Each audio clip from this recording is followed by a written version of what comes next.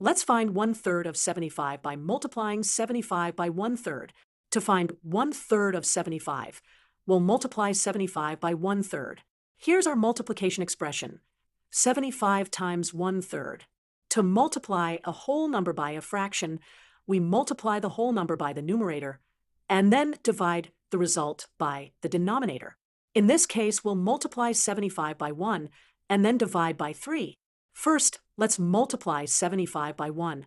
75 times 1 equals 75. Next, we need to divide 75 by 3. Let's set up the division. 75 divided by 3. To divide 75 by 3, let's break it down step by step. First, we can think of this as how many groups of 3 are in 75? We know that 3 times 25 equals 75. Therefore, 75 divided by 3 equals 25. So, 1/3 of 75 is 25.